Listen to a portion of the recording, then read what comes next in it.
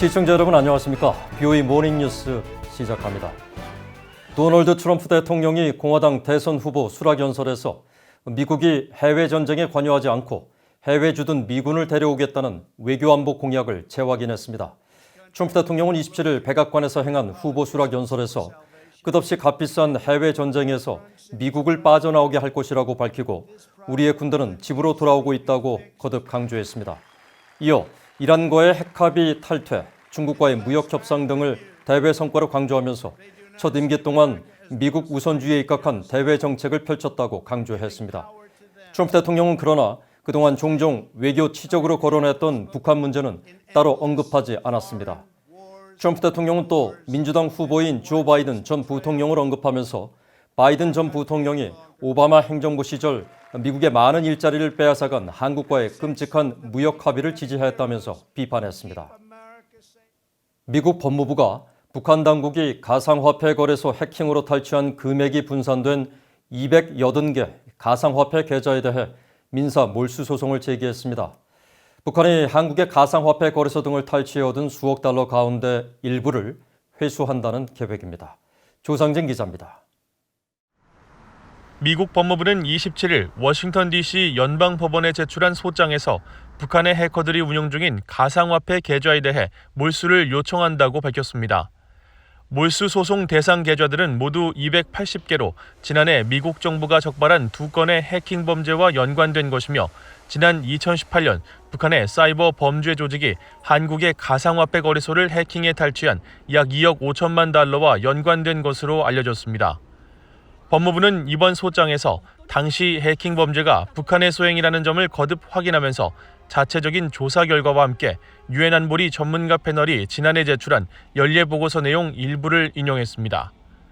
당시 전문가 패널은 북한 당국의 지원을 받는 북한 해커들이 2017년 1월부터 2018년 9월까지 아시아 국가의 최소 5개 가상화폐 거래소에 해킹 공격을 가해 모두 5억 7,100만 달러를 탈취했다고 지적한 바 있습니다. 이에 대해 유엔 대북제재위 전문가 패널로 보고서 작성에 참여한 스테파니 클라인 알브란트 위원은 지난해 미국 평화연구소의 토론회에 참석해 북한이 대북제재를 회피하기 위해 가상화폐 해킹에 적극 나서고 있다고 지적했습니다.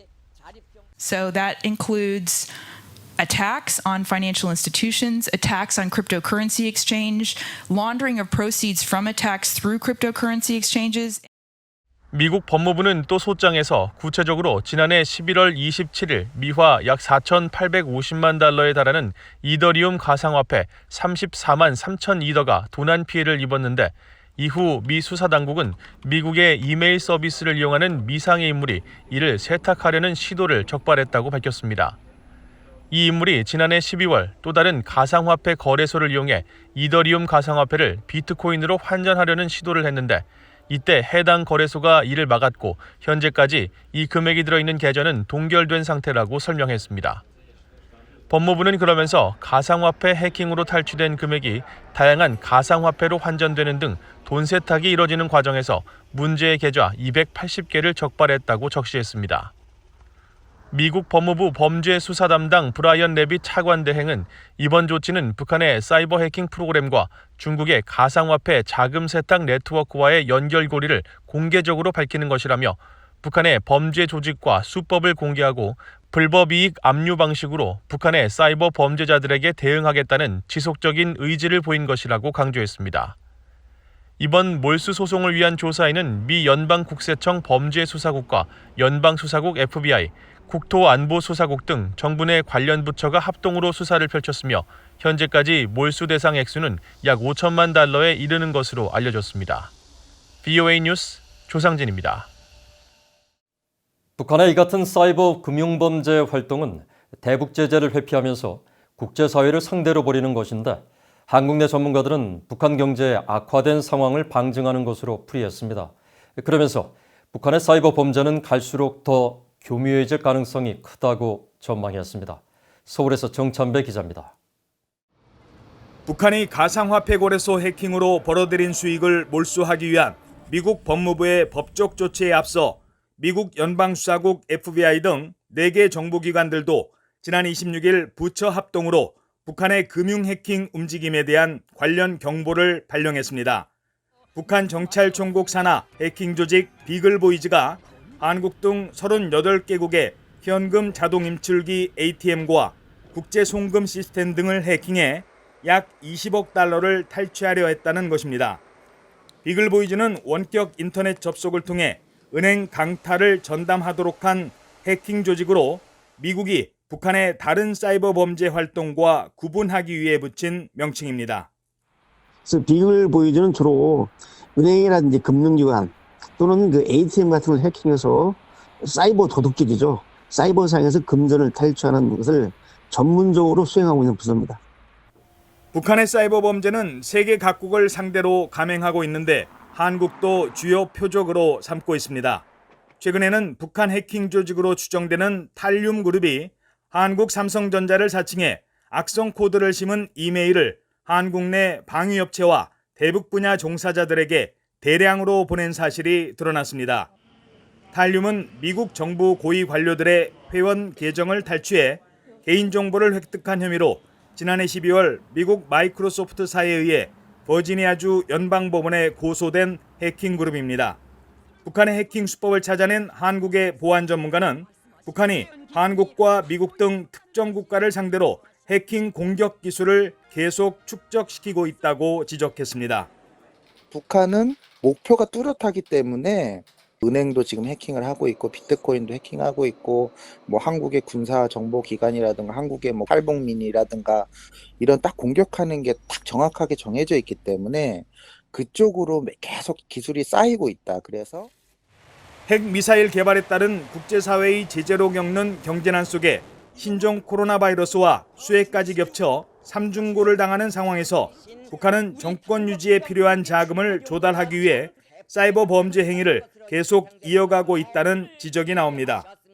북한 경제가 힘들면 힘들수록 가상화폐 등과 같은 우회적인 방법으로 경제적 이익을 취하려는 북한의 행동은 더욱 강화될 것으로 보입니다.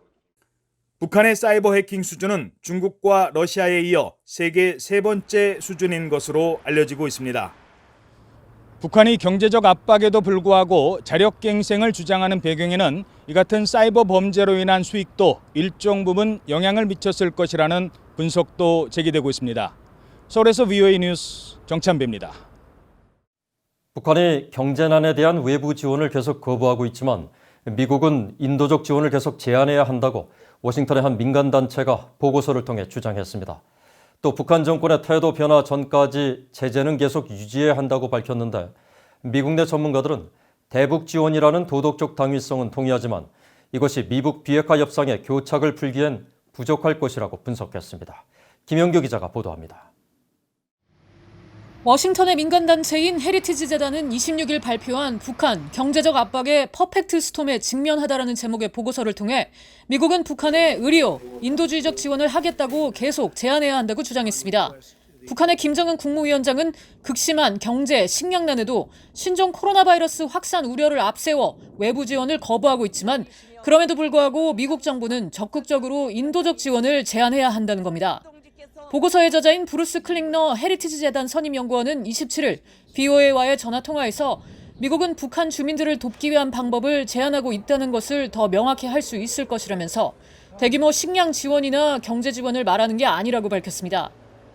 North Korea has been rejecting it, most recently because of the COVID crisis and concerns about contamination.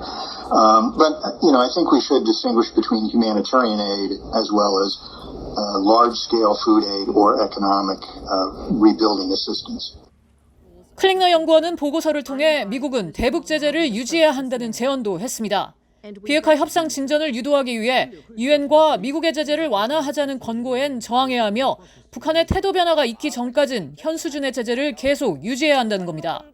또 미국은 한국이 남북 관계를 개선하기 위해 북한에 대대적인 경제적 혜택을 제공하지 않도록 지속적으로 조언해야 한다는 주장도 했습니다.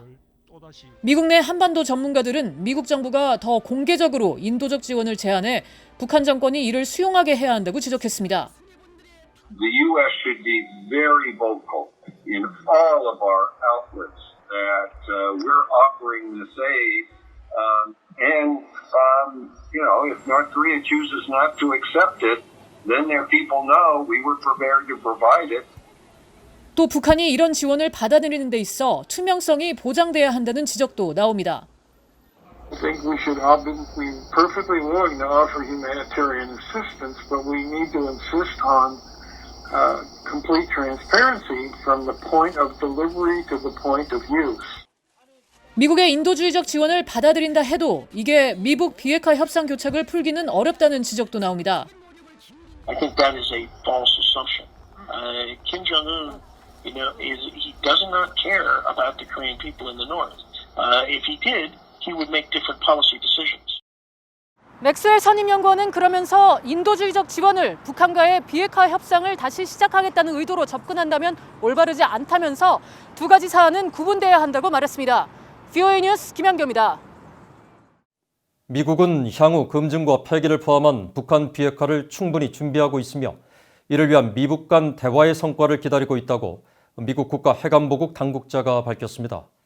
미국 에너지부 산하 국가핵안보국 국방핵비확산실의 브렌트 박 부실장은 27일 워싱턴의 민간단체인 미첼 연구소가 주최한 화상회의에서 향후 북한 비핵화와 관련해 국가핵안보국은 여러 기술과 전문가, 축적된 경험 등을 보유하고 있어 북한 비핵화 합의가 이뤄진다면 적극 나설 것이라면서 이같이 밝혔습니다.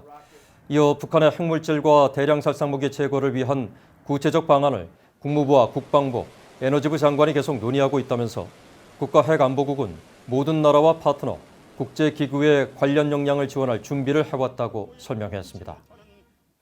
올해 중국과 러시아가 유엔에 보고한 대북 정제유 반입량이 지난해 같은 기간의 절반 수준에 그친 것으로 나타났습니다. 유엔 안보리 대북제재위원회가 27일 공개한 북한 정제유 반입량 보고에 따르면 중국은 지난 7월 한 달 동안 1,498톤의 정제유를 북한에 공급했다고 보고했으며 이는 전달인 6월보다 약 50%가 늘어난 양이지만 지난해 같은 기간 2,724톤과 비교해 45%가 줄어든 것으로 확인됐습니다.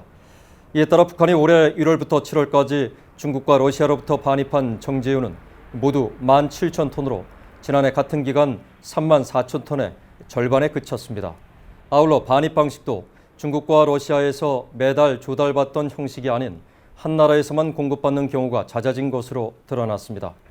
유엔 안보리는 2017년에 채택한 대북제재 결의 2397호를 통해 전 유엔 회원국이 1년간 북한에 제공할 수 있는 정제유를 총 50만 배럴로 제한했으며 북한은 지난 1월 신종 코로나 바이러스 감염증 확산을 막기 위해 국경을 봉쇄한 이후 정제유 반입량이 크게 줄었습니다. 이상으로 VOA 모닝 뉴스를 마칩니다. 시청해주신 여러분 고맙습니다.